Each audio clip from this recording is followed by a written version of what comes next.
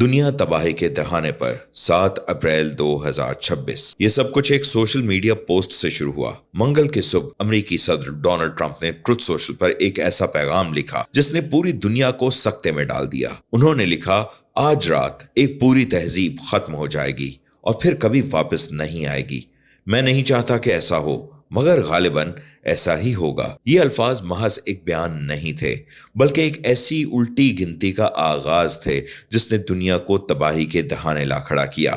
صدر ٹرمپ نے رات 8 بجے ایسٹرن ٹائم کی ڈیڈ لائن دی تھی۔ مطالبہ صاف تھا، ایران ابنائے ہرمز فوری طور پر کھولے، ورنہ امریکہ اس کے بنیادی ڈھانچے پر تباہ کن حملے کرے گا۔ ابنائے ہرمز صرف ایک سمندری راستہ نہیں ہے، بلکہ دنیا کے 21% سے زائد تیل کی سپلائی کی شاہراہ ہے۔ جیسے جیسے وقت آگے بڑھا، عالمی منڈیاں منجمد ہو گئیں، عالمی رہنما متحرک ہو گئے اور تہران سے دبئی تک عام لوگ سانس روکے بیٹھے رہے۔ ایک سوشل میڈیا پوسٹ نے پوری دنیا کو جنگ اور امن کے درمیان معلق کر دیا تھا۔ واشنگٹن کی طاقت کے ایوانوں میں صورتحال اس سے بھی زیادہ تشویشناک تھی۔ ایکسیوس سے گفتگو کرتے ہوئے ایک سینئر امریکی عہدیدار نے نام نہ ظاہر کرنے کی شرط پر کہا کہ صدر خون بہانے پر تلے ہیں جیسے ایک پاگل شکاری کتا۔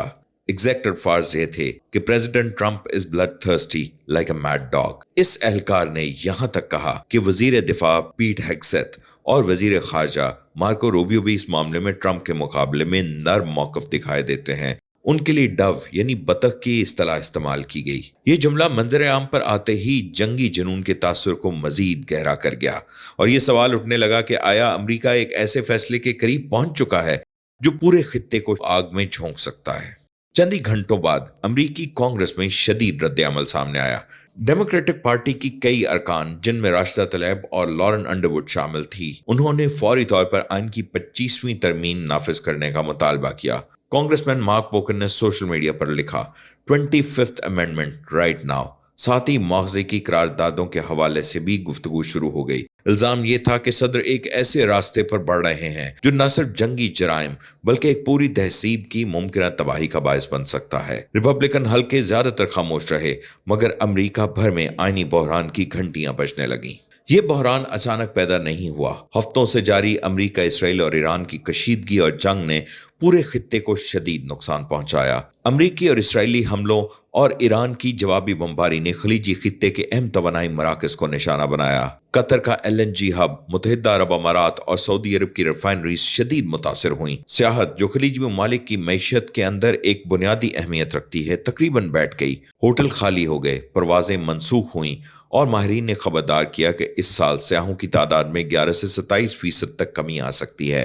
شپنگ راستے ویران ہو گئے، انشورنس اخراجات آسمان پر پہنچ گئے، اور ماہرین معاشیات نے خبردار کیا کہ خطہ 1991 کی خلیجی جنگ کے بعد سب سے بڑے معاشی دباؤ کا شکار ہو سکتا ہے۔ ایران کے اندر بجلی گھر، پل اور بنیادی ڈھانچہ تباہ ہوا۔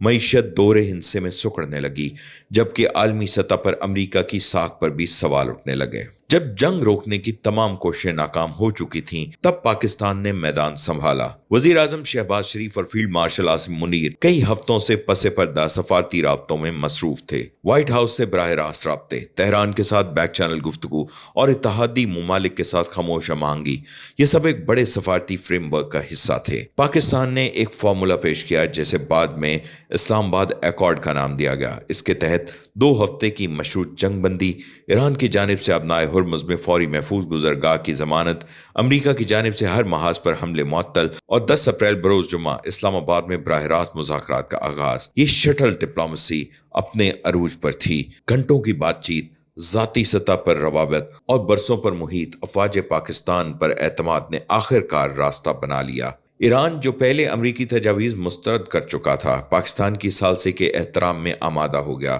اور پھر ڈیڈ لائن ختم ہونے سے صرف 90 منٹ پہلے صدر ٹرمپ نے جنگ بندی کا اعلان کیا اور کھلے الفاظ میں پاکستانی قیادت کو اس کا کریڈٹ دیا۔ ایران کی وزارت خارجہ نے بھی وزیر اعظم شہباز شریف اور فیلڈ مارشل عاصم منیر کا نام لے کر شکریہ ادا کیا، یہاں تک کہ اسرائیل نے بھی اس وقفے کی حمایت کا اشارہ دیا۔ جنگ بندی کے اعلان کے فوراً بعد عالمی منڈیوں نے سکھ کا سانس لیا۔ تیل کی قیمتوں میں تاریخی کمی دیکھی گئی۔ ویسٹ ٹیکساس انٹرمیڈیٹ کروڈ ایک ہی سیشن میں تقریباً 19% تک گر گیا، جو گزشتہ کئی برسوں کی سب سے بڑی کمی تھی۔ برنٹ کروڈ بھی 15 سے 16% نیچے آیا۔ स्टॉक मार्केट्स में तेजी आ गई, सरमायाकारों का एतमाद बहाल हुआ और पाकिस्तान स्टॉक एक्सचेंज में भी नुमायां तेजी देखी गई। कराची से खैबर तक आम पाकिस्तानी आज फख्र महसूस करते हैं कि शदीद माशी दबाव के बावजूद पाकिस्तान ने आलमी अमन में कलीदी किरदार अदा किया। एक्स सोशल मीडिया प्लेटफॉर्म पर पाकिस्तान के हक में तारीफों का सैलाब आ गया। पाक ग्लोबल पीस मेकर ट्रेंड करने लगा।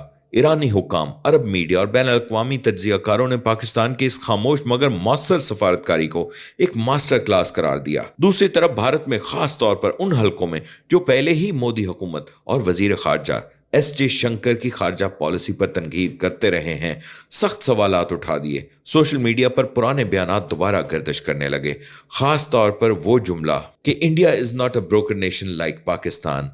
अब यही जुमला तंज और मीम्स का मौजू बन गया। कई तबसरों में कहा गया कि पाकिस्तान की खामोश सफारतकारी ने इसे आलमी सतह पर इज्जत दिलाई, जबकि भारत के मनफी रवैये उसे सफारती तन्हाई की तरफ ले गए। बुध 8 अप्रैल 2026 के दिन ये 2 हफ्ते की जंग बंदी बरकरार है। यकीनन ये अमन बहुत नाजुक है। एक चिंगारी दोबारा पूरे खित्ते को आग में धकेल सकती है, लेकिन फिलहाल पाकिस्तान की मुसलसल सफारतकारी ने दुनिया को सांस लेने का मौका दिया है, अपनाए हुर्मुज़ को दोबारा खोल दिया है और ये साबित किया है कि दरमियानी ताकतें भी तारीख का रुख मोड़ सकती हैं। अब इस्लामाबाद में जुमे के मुज़ाकरात की तैयारियां जारी हैं। पूरी दुनिया की नजरें पाकिस्तान पर हैं और शायद बहुत अरसे बाद सबसे बुलंद तालियां एक ऐसे अमन साज के लिए बज रही हैं जिसकी किसी ने तवक्को नहीं की थी। BBC और न्यूयॉर्क टाइम्स समेत कई सहाफती इदारे पाकिस्तान को अनलाइकली मीडिएटर करार दे रहे हैं। ये वो कहानी है कि कैसे एक ट्वीट दुनिया को तबाही के दहाने तक ले गई और कैसे खामोश पुरअज़्म सफारतकारी ने अमन को एक और मौका दे दिया।